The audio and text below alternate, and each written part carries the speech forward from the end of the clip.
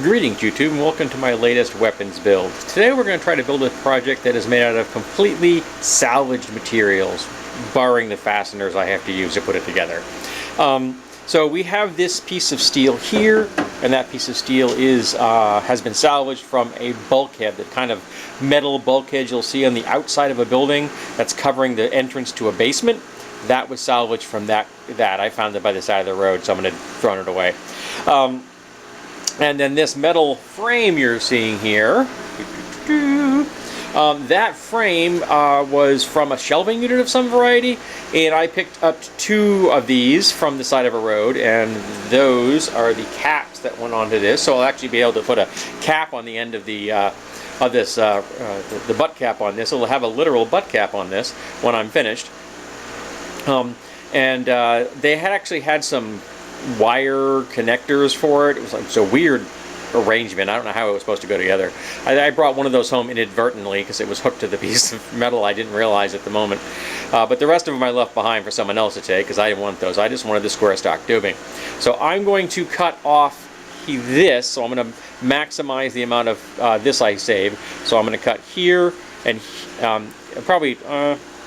No, actually, I'm not going to cut that. I'll just cut one side, because the other side I may actually want to use at some point for preserve that corner for another project. So I'll just cut one side off. Also, I'll cut top and bottom and free up that full length. And I'm going to make myself basically what's going to become a combat cleaver. It's going to have a point, but it's going to be Warncliffe style shaped. So it's going to have more edge in the front, and the back will be shorter. As opposed to like a Tonto design where the shorter cutting edge would be in the front and the back would be longer. So I'm going to do a Warncliffe style, and this is actually going to be inspired by something I saw at work one day. I was sitting in the caf, and there's a little kiosk at the end of the room where they have a computer where people can log in to check their company records and their paychecks and stuff, and because some people don't have access to computers at home.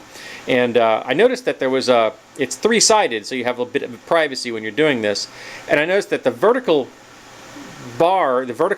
piece of tubing on one side made this kind of Warncliffe size shape when I was looking at it from an angle, because one panel was, closer to me than the one behind it, so I had this little sliver of the back panel visible to me, and I could see it, and I'm like, that kind of looks like a Warncliffe blade on a long shaft. I like that idea. So the bottom is going to stay square. This is probably going to probably end up being the front edge, because this is the straighter of the two, because this was originally had a bend. In fact, there's a lip here I have to grind off. That there had been a right angle here that was completely rusted out and useless. So I cut that off. So I need to grind that flat. I want to even it out a little bit more, because at the moment that up there is flaring out just a little bit more, and I want to kind of square this up a little bit more. I'm probably not going to touch that as much. And then this will be the front edge, and then there will be actually I may not have to flare that at all, because I'll have to check and see how much I want angle, because if I bring the angle down to like this, I don't have to worry about that edge at all, because that edge is going to go away. I'll just keep it around for another project, because you never know what you're going to need a wedge of steel for. I find those useful sometimes for like the backs of pole arms, or just an additional element to another project. So I'll definitely save that piece, but I may find that I don't need to worry about that. So I may just figure out where I want to cut first, the angle cut, and if it's like here, then I'll only worry about from this to here, making it as straight as possible to match the front, or within a 1/16 of an inch or a 32nd of an inch, something like that. And then I will need to cut a slot, and then I will need to put it together. So my phone's ringing, so I have to answer that. So next shot, you'll have components. So here are the pieces broken down, and I've decided to go with 3/8 inch fasteners on this one, and this is a stop so that the user's hand will not slide off the end, and I've already placed one of those little plastic caps in there so it has a nice finished look. In fact, the fasteners I'm using are actually salvage pieces from other projects, so even those are salvage. The nuts are new, but I bought them wicked cheap, an entire jar of these things. I mean, literally an entire jar of 3/8 inch nuts for like $2, so they're very cheap. And I did that because they come with, here we go, they come with a hole at the end already, and I don't know what that was for originally, but it was very convenient. It's almost a 3/8 inside, so it was really easy to drill that out and then go ahead and drill out the backside. And so that's why I chose to do this. And I'm like, you know, I kind of like the scale on that. So that's what I'm going to go with here as well. And I'm going to put the first one here, because there is a hole there already. I'm just going to open that up to 3/8 inch and go right straight through. Then I have to figure out where I want the second one. Now I normally would have to cut a relief hole, and then I would cut a slot to that relief hole, but I don't have to do that with this because, you know, these have slots in them that were part of the stand, or, you know, or shelving unit, or whatever these things were originally. So I'm just going to cut a slot to whatever one I choose is to be it. And I'm thinking that I want it to come kind of like that. I'm not sure if I want it to be, the blade just to be a little bit proud.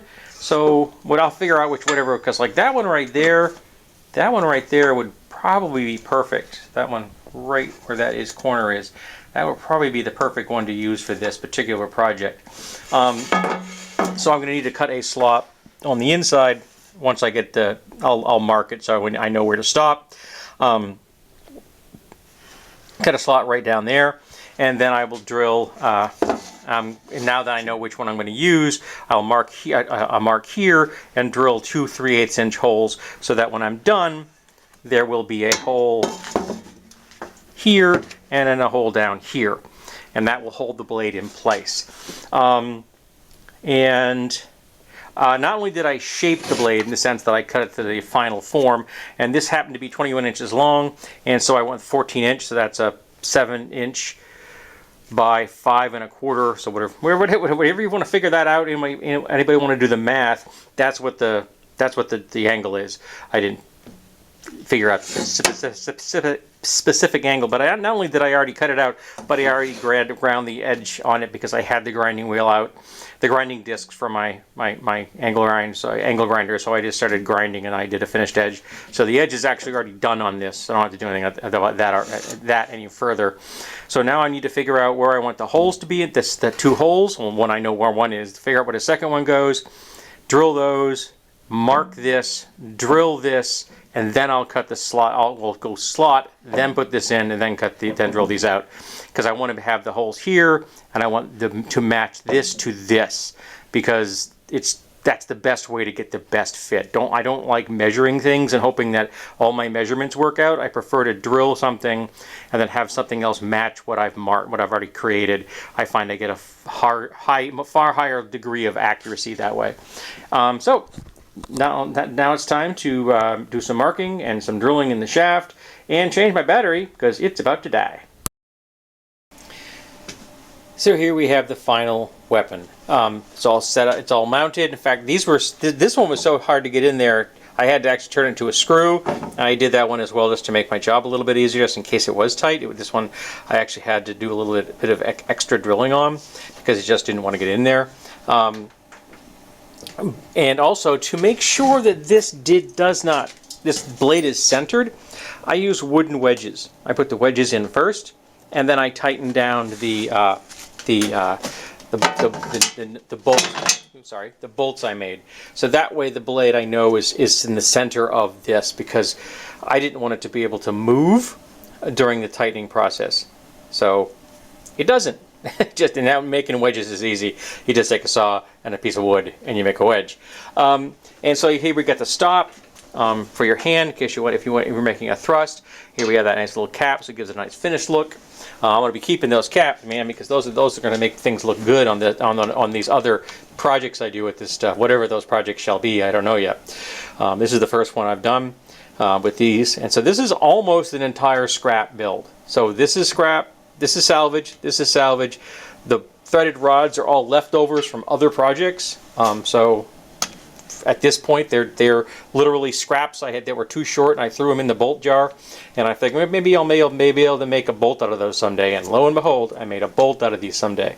And if you ever need to make a threaded rod into a screw, you just cut a slot in it with your cutting blade on your angle grinder, and you've got a screw. I'm not a big fan of slot head screws, but you know, it makes it real fast, and it means I can screw it into a part that would otherwise be too tight, because this one had just gotten far enough to the other side to catch with one thread on the other side of this. So by doing that, I was able to and then literally screw it into where I want it to place and put the nuts on. That is not coming out.